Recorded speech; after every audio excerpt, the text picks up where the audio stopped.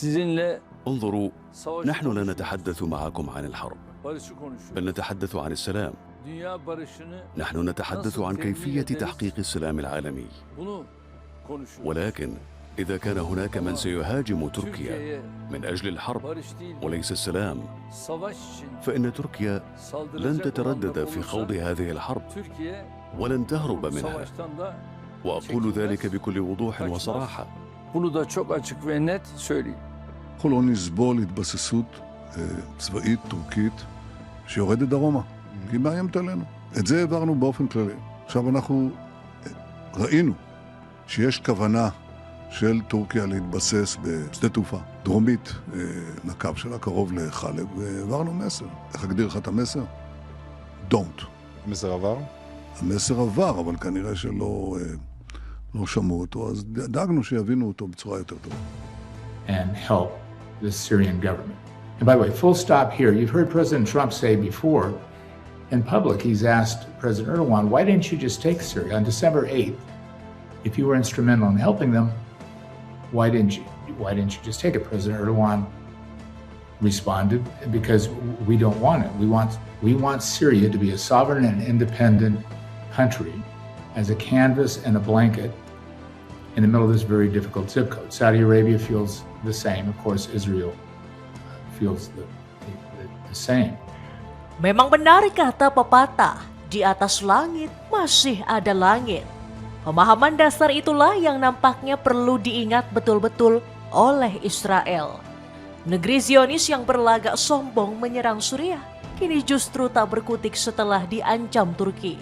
Baru digertak dengan sedikit pengarahan alutsista dan pasukan saja, negeri Zionis sudah ketar-ketir dengan manuver Ankara. Lantas bagaimana jadinya jika rezim Erdogan sampai mengerahkan seluruh kekuatannya untuk menghancurkan Netanyahu? Barangkali yang tersisa hanyalah sejarah kelam bagi bangsa Zionis.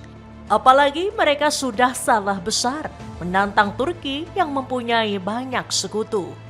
Negeri bulan sabit merah baru saja meresmikan Persatuan Negara-Negara Muslim yang misi utamanya untuk memerangi Israel.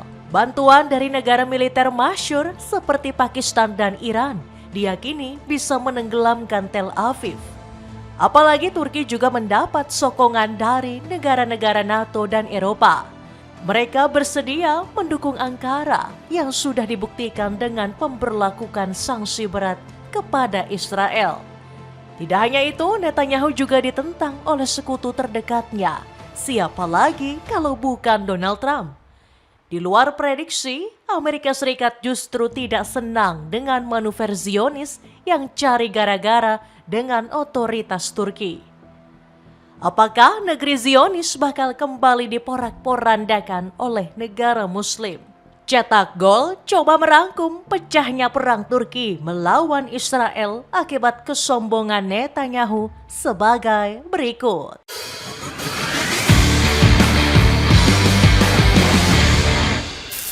Turki bersama aliansi negara Muslim meladeni perang lawan Israel.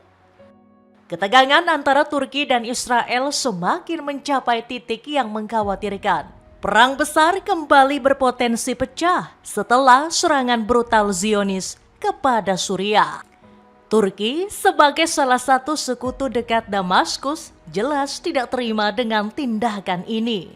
Melihat kengototan kubu Ankara, rezim Benjamin Netanyahu justru semakin menggila mengincar Suriah. Usut punya usut, target utama Perdana Menteri Israel itu bukan sekadar menyerang Suriah.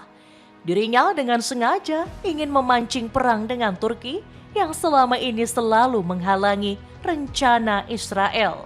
Hal ini bahkan dibocorkan langsung oleh Netanyahu yang sudah mengantongi skenario untuk memantik perang melawan Turki. אנחנו לא נסבול התבססות צבאית טורקית שיורדת דרומה, כי היא מאיימת עלינו. את זה העברנו באופן כללי. עכשיו אנחנו ראינו שיש כוונה של טורקיה להתבסס בשדה תעופה דרומית לקו שלה, קרוב לחלב, והעברנו מסר. איך אגדיר לך את המסר? Don't. המסר עבר? המסר עבר, אבל כנראה שלא לא שמעו אותו, אז דאגנו שיבינו אותו בצורה יותר טובה. Dalam pernyataan tersebut, Netanyahu menyebut Turki telah membawa Suriah ke dalam petualangan berbahaya. Hal ini jelas tidak masuk akal, mengingat kubu Ankara merupakan sekutu setia yang selalu melindungi kepentingan Damaskus. Bahkan sejak tahun 2024, Presiden Recep Tayyip Erdogan selalu membela Suriah habis-habisan. Namun gebrakan semacam ini sejatinya bukanlah barang baru.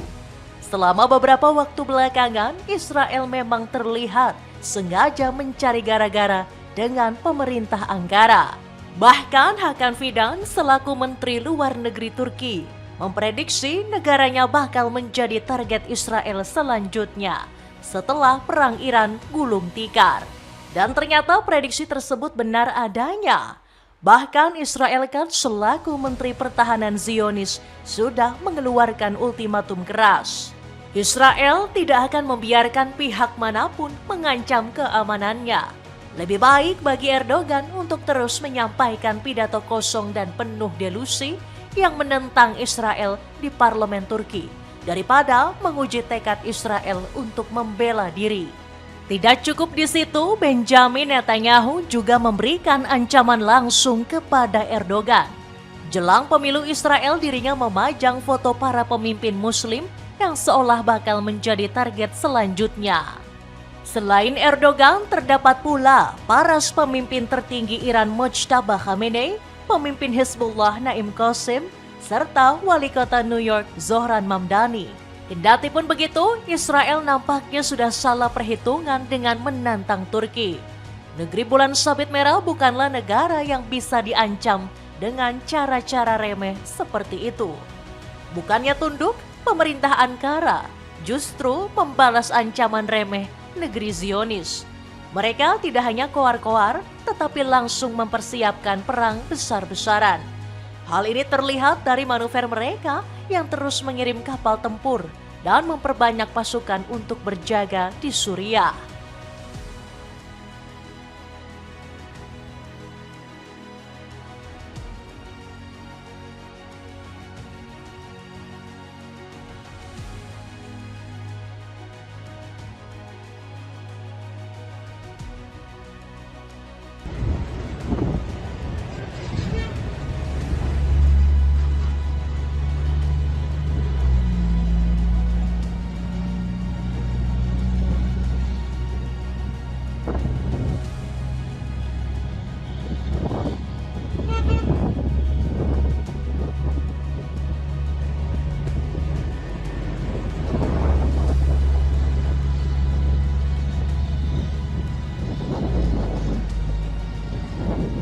Ternyata manuver Turki itu berhasil mengagetkan Israel.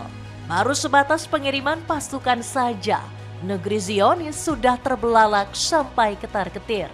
Terbukti kantor Perdana Menteri Israel langsung merilis ancaman besar yang disiapkan Turki jika perang sampai meledak. Mereka bahkan takut dengan ancaman jet dan pesawat tempur Ankara yang tidak terpaut jauh karena diparkir di pangkalan Abu al-Duhur. Syria breached that understanding. Israeli intelligence identified that Turkish troops were about to deploy at the Abu al-Duhur air base, which is located in northern Syria, which is less than, as you can see, 200 miles from Israeli towns and Israeli communities. Di sisi lain, Israel barangkali lupa bahwa Turki mempunyai banyak sekutu kuat. Tak seperti mereka yang dijauhi seluruh dunia, Turki memiliki jejaring di kawasan Timur Tengah. Ya, wilayah yang selalu diincar Israel justru menjadi benteng pertahanan Turki. Terlebih, mereka baru saja menekan Fakta Mekah bersama Arab Saudi dan Pakistan. Menariknya, tujuan utama dari penandatanganan ini adalah untuk menyerukan persatuan negara-negara Muslim dalam menghadapi Israel. Hal ini jelas menjadi petaka besar bagi rezim Zionis. Terlebih karena kehadiran Pakistan yang mempunyai kekuatan militer dan diperkaya senjata nuklir. Seandainya perang ini pecah, Pakistan bisa mengirim senjata tersebut untuk meratakan seluruh wilayah kependudukan Zionis. Tidak akan ada lagi Tel Aviv yang selama ini dibanggakan Israel. Apalagi ancaman dari sekutu Turki tidak hanya datang dari Pakistan. Israel juga berpotensi dilumat oleh Republik Islam Iran yang masih menyimpan dendam kepada mereka. Apalagi Iran punya sedikit tanggungan moral karena utang budi kepada Turki.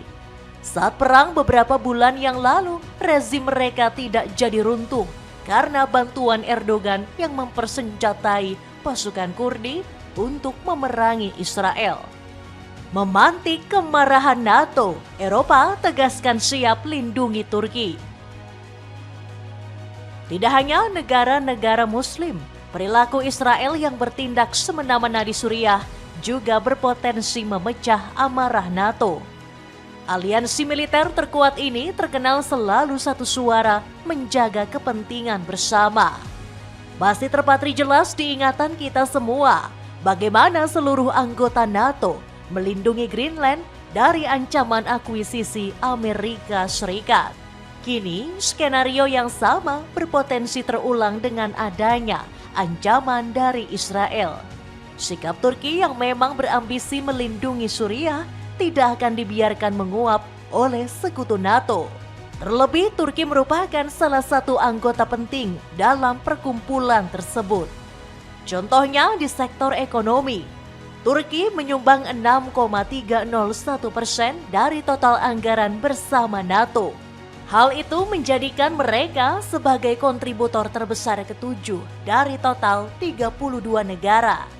Selain itu, Turki juga berperan besar dalam aspek lainnya termasuk geopolitik, industri, serta kebijakan dan diplomasi.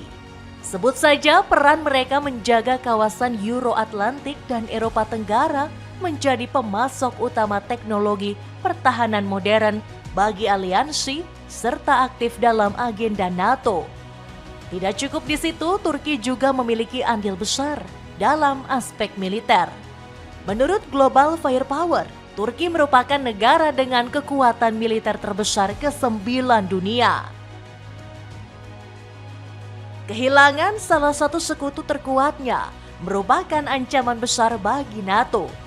Oleh sebab itu masih sangat mungkin NATO bakal turun gunung seandainya perang melawan Israel benar-benar pecah. Terlebih, ambisi NATO untuk memerangi Zionis memang sudah bergelora sejak lama. Hal ini tidak terlepas dari serangkaian kebejatan mereka di Lebanon, Gaza, dan tentunya Suriah. Bahkan para pemimpin negara anggota NATO sudah berulang-ulang kali menyuarakan masalah ini. Tak terkecuali Presiden Prancis Emmanuel Macron yang sudah habis kesabaran dengan Netanyahu. Strategi yang terus dijalankan Netanyahu di Gaza, tepi barat dan Lebanon Selatan dalam jangka panjang bertentangan dengan kepentingan Israel karena memicu kebencian dan kekerasan di antara seluruh masyarakat di kawasan. Selalu lebih baik memiliki sebuah kesepakatan daripada perang, terutama ketika terdapat risiko eskalasi, dan itulah yang terjadi, kata Macron. Di sisi lain, ancaman besar mengintai Israel seandainya masih berani memerangi Turki. Sebab NATO sendiri diperkuat negara-negara kuat terutama yang berasal dari Eropa. Selain Prancis, masih ada Jerman, Inggris, Italia yang tidak segan menyerang mereka. Bahkan keempat negara tersebut juga ikut menghalangi kepentingan Israel untuk memperluas pemukiman ilegal di tepi barat. Hukum internasional secara jelas menyatakan bahwa pemukiman Israel di tepi barat adalah ilegal. Dewan Keamanan PBB juga telah menegaskan kembali posisi ini. Bunyi pernyataan bersama keempat negara tersebut. Pengen cari sepatu formal tapi tetap terlihat kece? Sepatu pantofel dari brand Arty Footwear yang kini diskon 68%. Cek linknya di bawah ini. Amerika Serikat melindungi Turki dari ancaman Zionis walau bersekutu. Aksi barbar yang dilakukan Israel benar-benar dianggap sudah terlalu kelewatan. Kecaman demi kecaman gak hanya datang dari NATO dan aliansi Muslim saja. Bahkan sekutu dekat mereka yakni Amerika Serikat juga ikut dibuat meradang. Negeri Paman Sam mengaku nggak senang dengan Israel yang sudah sembarangan menyerang Suriah. Utusan khusus Donald Trump Tembarek sudah menyampaikan ini secara langsung. Menurutnya serangan ke pangkalan Abu al-Duhur harusnya tidak terjadi. AS bahkan berbalik mendukung Turki untuk memenangkan perang kali ini. Negeri dua benua dinilai memiliki kekuatan yang besar untuk bisa memberikan pelajaran kepada Zionis. We have all the discussions going on. Is somebody going to invoke Article 5? The Turkish military is strong. They're courageous. They're very well equipped. They know what they're doing. Could this be World War III? I think our opinion is anything could be World War III from an unintended act if you just looked at World War II. And that's what I think we're all trying to do. And you do a great job in elevating the level of discourse and dialogue so that all of us can start understanding. And thank you for that. But our belief is there's no intention at all to do any of those things. Trump selaku presiden menganggap tindakan Israel sebagai sesuatu yang gak bisa dimaklumi. Masalah ini akan memberikan banyak dampak buruk ke Washington. Seperti yang diketahui, Turki sendiri merupakan salah satu mitra strategis terbesar Paman Sam. Keduanya bekerja sama di banyak lingkup sekaligus. Salah satunya yang paling besar ada di alutsista yang menguntungkan buat Amerika. Turki seringkali membeli pesawat tempur kepunyaan negeri adidaya. Bahkan transaksi di antara keduanya pernah membuat negeri Zionis dongkol. Israel mengaku keberatan saat AS menjual jet tempur F-35 ke negeri dua benua. Namun protes keras ini nggak mendapatkan respon sama sekali dari Amerika Serikat. Donald Trump tetap melanjutkan kerjasama yang sudah dibangun dengan Recep Tayyip Erdogan. Gak hanya itu, Trump juga menyerang balik Israel dengan kata-kata yang kejam. Sang presiden meminta Zionis untuk tidak sama sekali mendikte segala urusan yang negaranya lakukan. Tidak ada yang bisa mendikte saya mengenai apa yang harus kita jual, tegas Trump. Presiden 80 tahun ini sudah bersikap bodoh amat dengan apa yang dilakukan oleh Israel. Dia nggak peduli dan berpotensi meninggalkan Zionis secara penuh.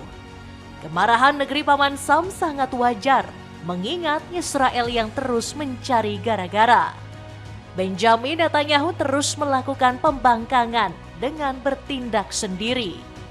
Israel selalu melakukan serangan dengan melancarkan bom ke beberapa titik. Masalahnya, beberapa aksi mereka dilakukan tanpa koordinasi langsung dengan Amerika Serikat. Terbaru, Israel dikabarkan memiliki rencana untuk melakukan serangan besar ke Teheran. Hal ini sudah diungkapkan langsung oleh Jenderal Israel yakni Uzi Dayan. Dilansir dari Middle East, Dayan menyebut kalau Israel nggak mau bergantung sepenuhnya ke negeri Paman Sam. Menurutnya, Zionis sedang mempertahankan eksistensi di mata dunia. Israel nggak bisa terus-menerus menaruh ketergantungan kepada Amerika. Kami juga harus mengambil tindakan yang membuat musuh kami segan, ujar Dayan.